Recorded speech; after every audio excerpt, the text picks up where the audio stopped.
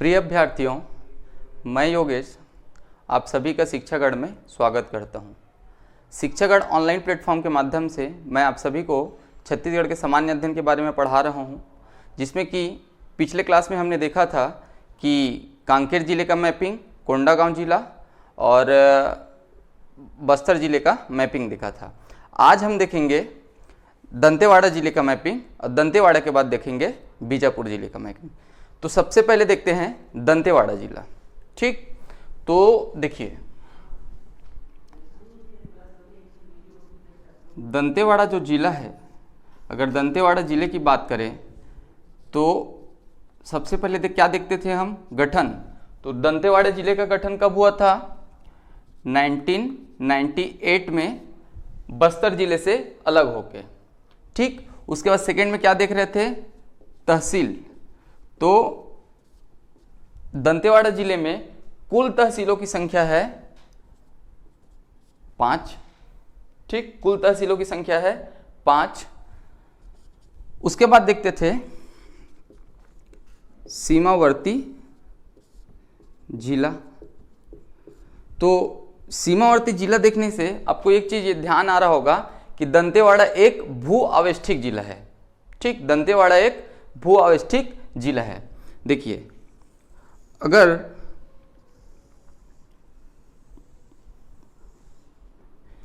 इसको माने अपन दंतेवाड़ा जिला, तो याद करो दंतेवाड़ा जिला में एक सड़क गुजरेगा नेशनल हाईवे 63 और एक सड़क गुजरेगा स्टेट हाईवे 5। तो देखिए यहां से एक सड़क आ रही है नेशनल हाईवे 63। नेशनल हाईवे, इस सड़क का नाम क्या है, नेशनल हाईवे 63। और ऊपर से एक सड़क आ रही है, इस सड़क का नाम है स्टेट हाईवे 5। ये सब बस्तर संभाग का जब मैपिंग कर रहे थे तो मैंने बताया था कि एक सड़क नेशनल हाईवे 63 गुजरेगी और एक सड़क स्टेट हाईवे 5 गुजरेगी। जो ये तो हो गया आपका एक सड़क की बात। अब देखिए दंतेवाड़ा जिला एक भू आवेष्टिक जिला है। भू आवेष्टिक जिले के साथ साथ वो कौन कौन से जिलों के साथ सीमा बनाती है? तो सबसे पहले देखिए दंतेवाड़ा जिला एक तो बनाएगा बस्तर जिले के साथ सीमा, क्योंकि बस्तर जिले से ही नेशनल हाईवे 63 आ रहा है। ठीक, उसके बाद एक सीमा बनाएगा इधर बीजापुर के साथ, और एक सीमा बनाएगा सुकमा, मतलब स्टेट हाईवे 5 कहाँ जाएगा, सुकमा। तो एक सीमा बनाएगा सुकमा के साथ। दंतेवाड़ा जिला केवल 3 जिलों के साथ सीमा बनाता है। एक बस्तर जहां से नेशनल हाईवे 63 आ रहा है, एक बनाएगा बीजापुर जहां नेशनल हाईवे 63 जाएगा, और नीचे सुकमा। सुकमा का क्या है, सुकमा में मतलब स्टेट हाईवे 5 जाएगा। ठीक, उसके बाद जो स्टेट हाईवे 5 कहां से आ रहा है, तो यहां से लेकर यहां तक पूरा बीजापुर सीमा बनाता है ना।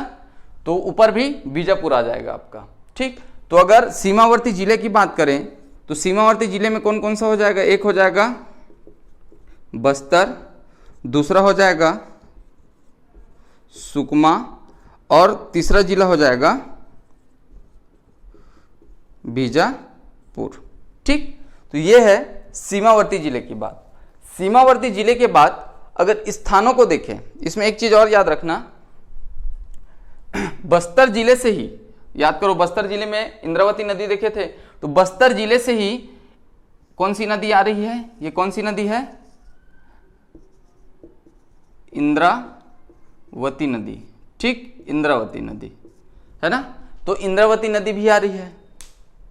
तो देखिए जिस मतलब ये गीदम, यहां पे अपन इसको मानते हैं गीदम।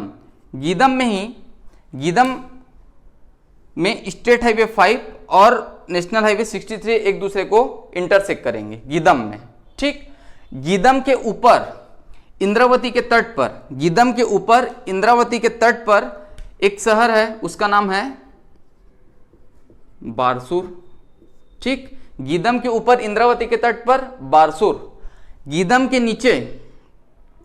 नीचे अगर बात करें तो दंतेवाड़ा। ठीक, दंतेवाड़ा दंतेवाड़ा के नीचे बात करें तो यहां पे आ जाएगा कुआं कोंडा। ठीक, कुआं कोंडा। देखिए गीदम को बेस बनाना है। गीदम में क्या होता है, नेशनल हाईवे 63 और स्टेट हाईवे 5 एक दूसरे को इंटरसेक्ट करते हैं। गीदम के ऊपर इंद्रावती के तट पर कौन सा शहर है, तो बारसूर, और गीदम के नीचे दंतेवाड़ा और दंतेवाड़ा के नीचे कुआं कोंडा। ठीक, उसके बाद देखिए यहां पे है कटे कल्याण, है ना, कटे कल्याण के बाद यहां पे है टेकनार। ठीक, टेकनार, कटे कल्याण और टेकनार। अगर दंतेवाड़ा के नीचे बात करें तो देखिए यहां पे है बचेली के नीचे किरंदुल, और एक हो जाएगा आपका बैलाडीला की पहाड़ी, मतलब बैलाडीला।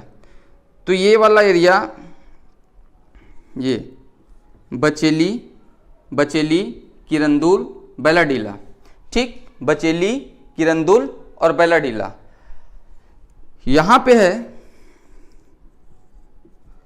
बड़े बचेली। ठीक, बड़े बचेली।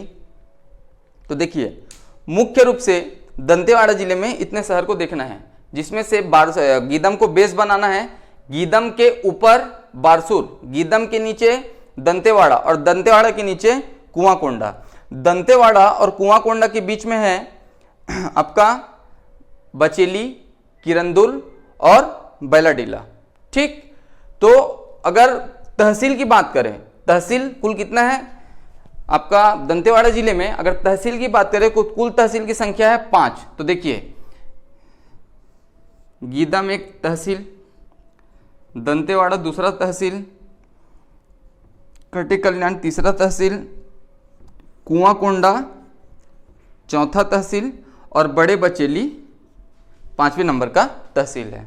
ठीक, गीदम के बाद दंतेवाड़ा के बाद कटे कल्याण के बाद कुआं कोंडा के बाद बड़े बचेली, 5 तहसील।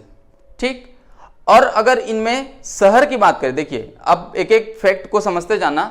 जैसे मैं बारसूर शहर की बात करूं तो बारसूर शहर में सबसे पहला पॉइंट यह आएगा कि बारसूर शहर इंद्रावती के तट पर बसा है। ठीक, पहला। दूसरा, बारसूर छिंदक नागवंश की राजधानी है। ठीक, छिंदक नागवंश की राजधानी है। बारसूर में ही मामा भाचा का मंदिर है। बारसूर में चंद्रादित्य का मंदिर है। बारसूर में बड़े गणेश की प्रतिमा है। ठीक, मामा भाचा का मंदिर, चंद्रादित्य का मंदिर, बड़े गणेश की प्रतिमा है। इंद्रावती के तट पर बसा हुआ शहर है, छिंदक नागवंश की राजधानी है। बारसूर में आपको इतना फैक्ट याद रखना है। ठीक, उसके बाद अगर गीदम की बात करें तो गीदम एक तहसील है ना, गीदम एक तहसील है। गीदम से नीचे उतरेंगे तो दंतेवाड़ा। तो देखिए गीदम के बाद दंतेवाड़े जिले का जिला मुख्यालय, पहला पॉइंट। दूसरा, डंकनी संखनी नदी के संगम पर बसा हुआ शहर कौन सा है, दंतेवाड़ा में दंतेश्वरी माई का मंदिर है। दंतेवाड़ा में दंतेश्वरी माई का मंदिर है, जिसे काकती वंश के राजा अन्नमदेव ने बनवाया था। दंतेवाड़ा में दंतेश्वरी माई का मंदिर है, जिसे काकती वंश के राजा अन्नमदेव ने बनवाया था। ठीक, उसके बाद कुआं कोंडा एक तहसील है। कुआं कोंडा के बाद बड़े बचेली भी एक तहसील है और कटे कल्याण भी एक तहसील है। ठीक, अब देखिए अगर इसी में खनिज की बात करें तो देखिए बचेली, किरंदुल और बैलाडीला, यहां तीनों में आपको आयरन मिलेगा, लोहा मिलेगा।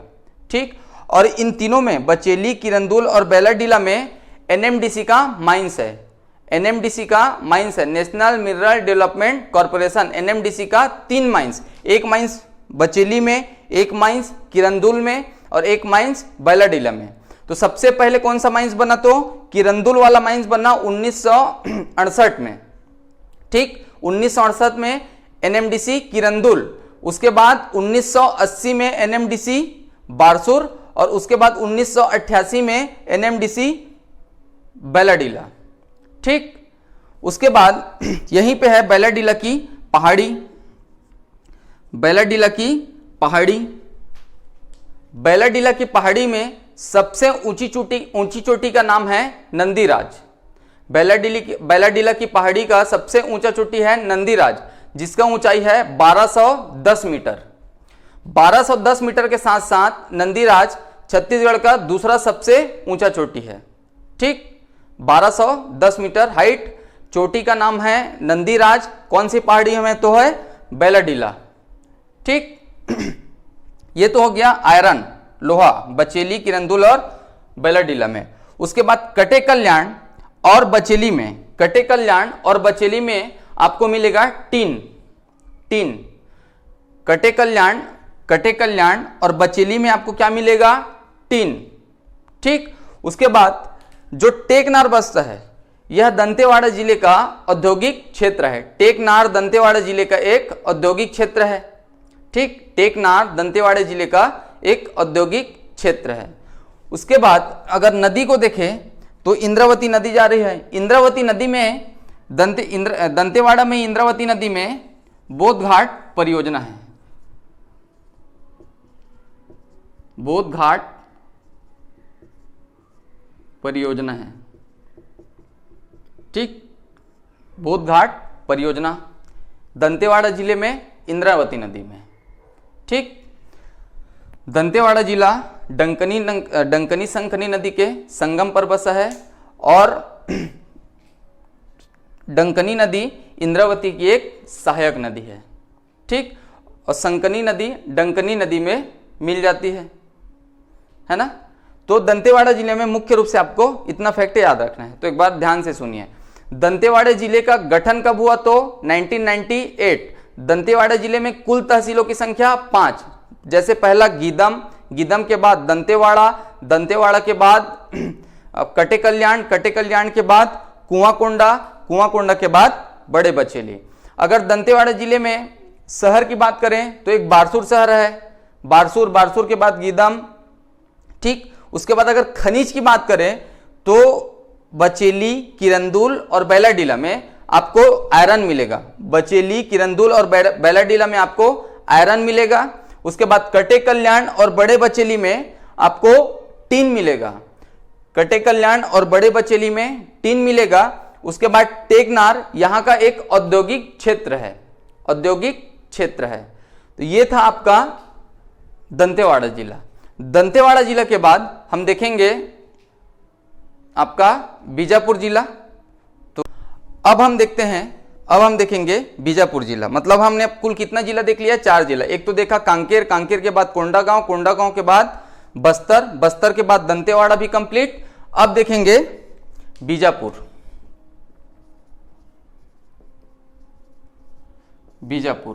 है ना। अगर बीजापुर जिले के गठन की बात करें तो बीजापुर जिला कब गठित हुआ था? 2007 में। किससे अलग होके? दंतेवाड़ा जिले से अलग होके 2007 में बीजापुर गठित हुआ था। बीजापुर में अगर तहसील की बात करें तो बीजापुर में कुल तहसीलों की संख्या 4 है। ठीक, और अगर सीमावर्ती जिले की बात करें तो देखिए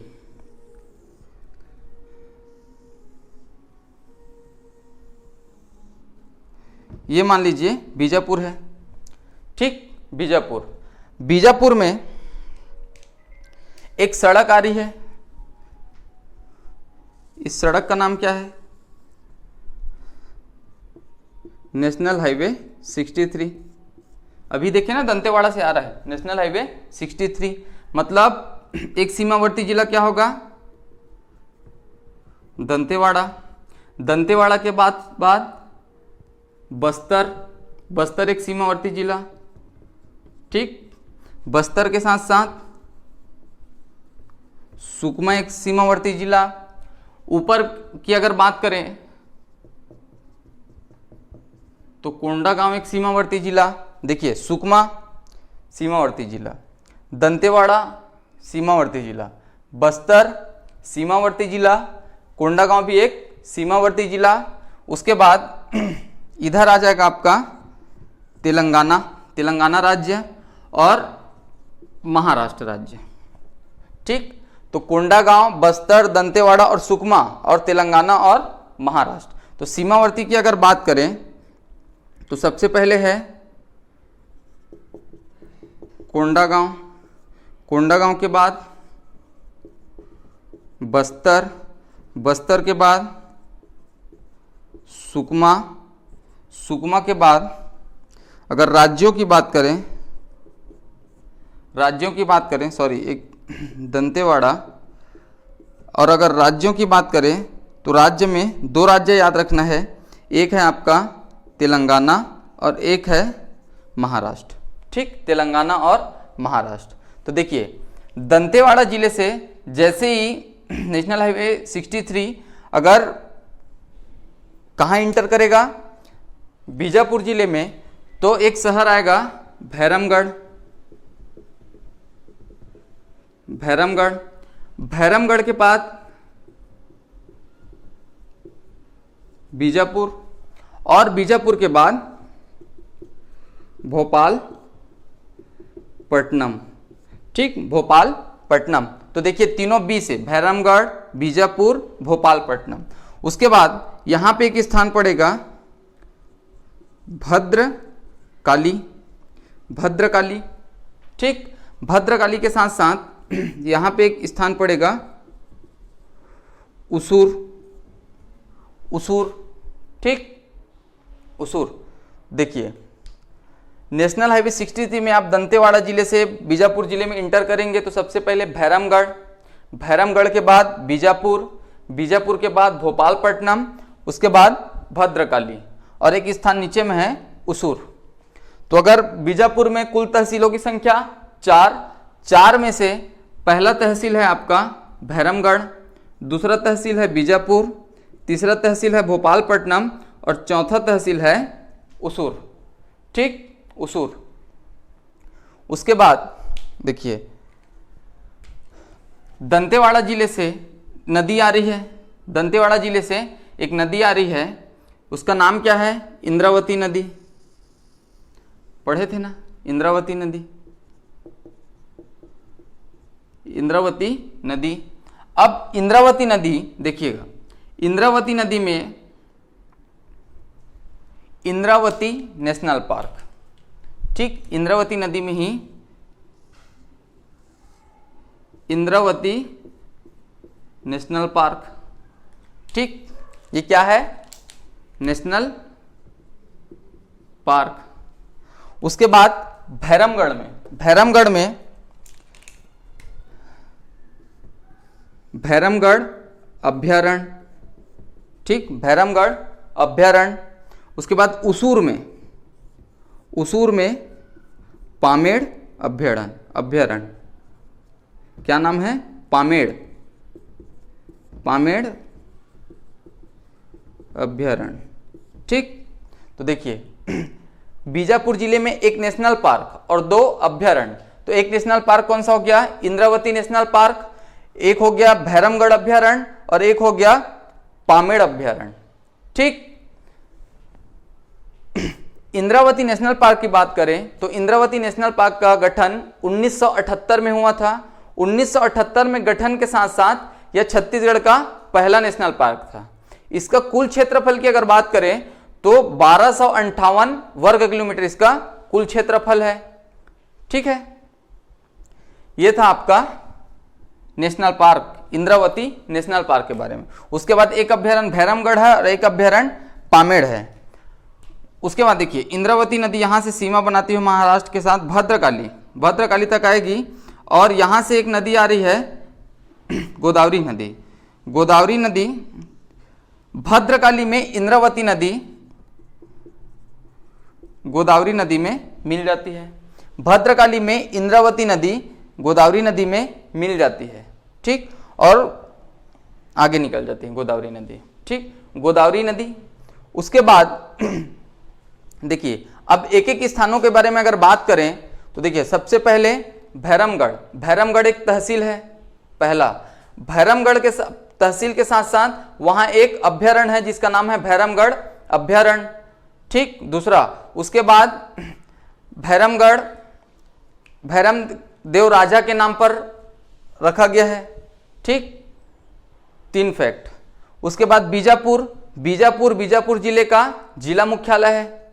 ठीक, भोपालपट्टनम नल वंश की राजधानी, भोपालपट्टनम का पुराना नाम पुष्करी।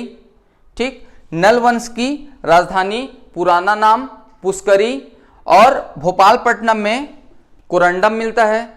उसके बाद भोपालपट्टनम इंद्रावती के तट पर बसा हुआ शहर है, इंद्रावती के तट पर बसा हुआ शहर है।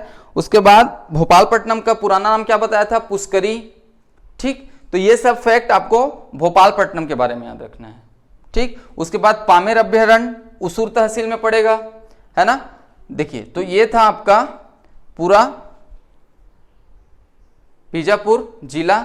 इसमें एक पॉइंट है, ये याद रखना, भद्रकाली में इंद्रावती नदी गोदावरी नदी में मिलती है, भद्रकाली में इंद्रावती नदी गोदावरी नदी में मिलती है, और भद्रकाली का एक धार्मिक महत्व स्थल है। ठीक, धार्मिक महत्व स्थल है। तो इसके आगे अब सिर्फ 2 जिला बचता है, एक बचता है नारायणपुर और एक बचता है सुकमा, तो उसको हम आगे कंटिन्यू करेंगे। देखिए, ये जो आपका बीजापुर जिला है ना, ये नारायणपुर जिले को भी स्पर्श करेगा ना, इसको नोट कर लेना। नारायणपुर जिले को भी स्पर्श करेगा, यहाँ पे लिख लेना नारायणपुर।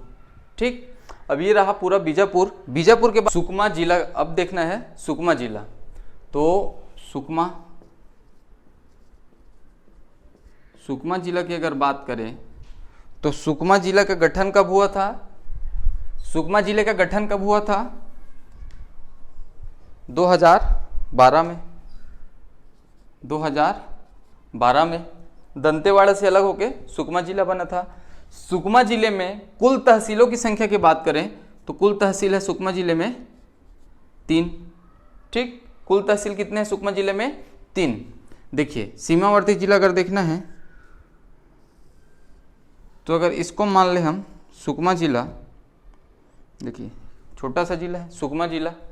सुकमा जिला में एक तो उड़ीसा सीमा बनाएगी, है ना, उड़ीसा के बाद आंध्र प्रदेश सीमा बनाएगी, और आंध्र प्रदेश के बाद तेलंगाना सीमा बनाएगी, है ना, तेलंगाना। उसके बाद इधर बीजापुर सीमा बनाएगी, बीजापुर के बाद ऊपर में दंतेवाड़ा जिला सीमा बनाएगी, और दंतेवाड़ा के बाद बस्तर जिला सीमा बनाएगी। ठीक, तो देखिए, याद है national highway 30, national highway 33 Kondagaon पढ़े थे, कोंडागांव के बाद कांकेर पढ़े थे, कांकेर के बाद कोंडागांव पढ़े थे, कोंडागांव के बाद बस्तर देखे थे। बस्तर में दरभा घाटी तक गाड़ी रुका था। अब दरभा घाटी से जो नेशनल हाईवे 30 है वो किस में इंटर करेगा, सुकमा जिले में। तो देखिए, ये बस्तर का दरभा घाटी था, दरभा घाटी से नेशनल हाईवे 30, ये मान लो नेशनल हाईवे 30 है, बस्तर से इंटर करेगा किसमें, सुकमा में, नेशनल हाईवे 30। तो नेशनल हाईवे 30 और इधर दंतेवाड़ा से होके एक कौन सा सड़क आ रहा है, स्टेट हाईवे 5। स्टेट हाईवे 5 जो है कोंटा में आके नेशनल हाईवे 30 में मिल जाएगा। ठीक, तो एक हो गया आपका स्टेट हाईवे 5 और एक हो गया आपका नेशनल हाईवे 30। देखिएगा, बस्तर के बाद यहां पे है आपका ये वाला एरिया जो है, ये हो जाएगा आपका झीरम घाटी। ठीक, झीरम घाटी।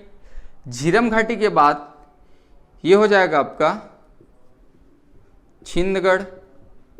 ठीक, छिंदगढ़ के बाद ये वाला स्थान सुकमा, सुकमा के बाद ये वाला स्थान कोंटा। ठीक, तो बस्तर, छिंदगढ़, छिंदगढ़ के बाद सुकमा, सुकमा के बाद कोंटा। ठीक, छत्तीसगढ़ का सबसे दक्षिणतम बिंदु कौन सा है? तो सुकमा जिले का कोंटा। ठीक, यहां पे हो जाएगा चित्तलनार,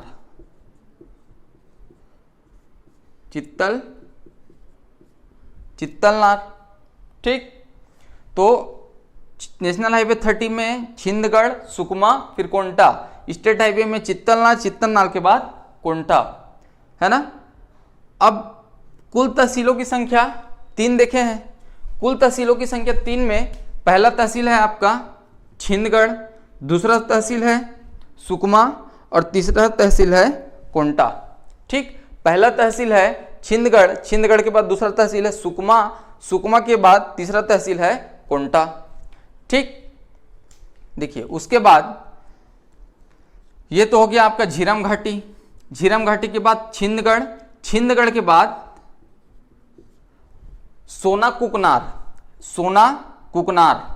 ठीक, सोना कुकनार और ऊपर में है एक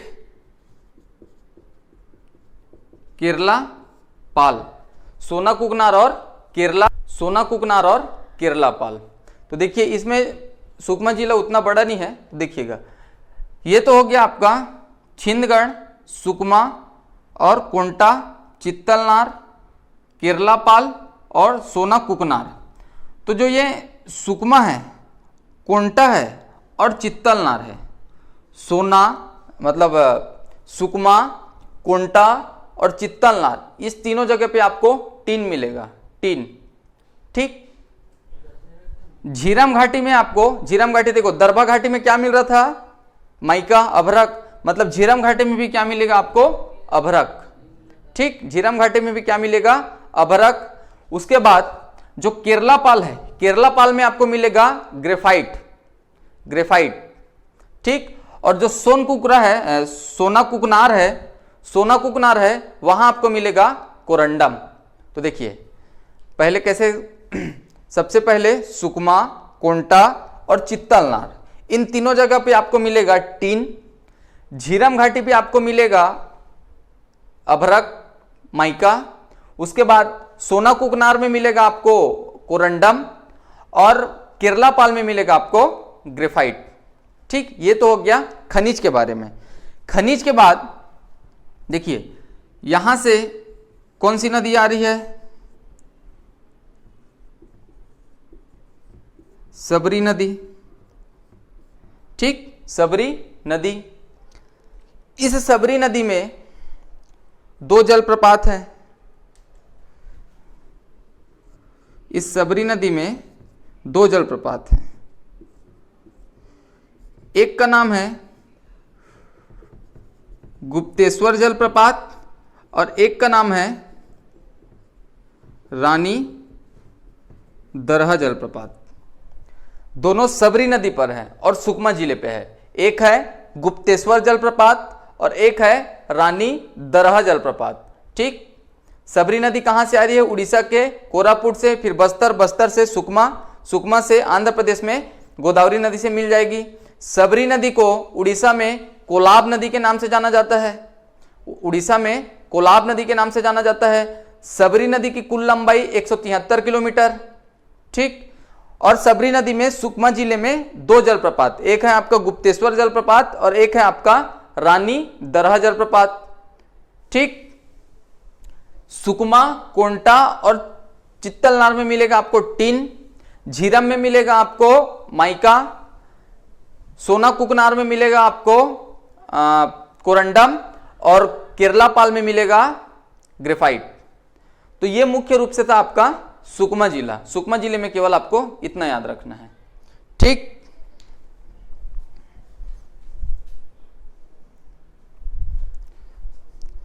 अब हमारा 6 जिला लगभग कंप्लीट हो चुका है।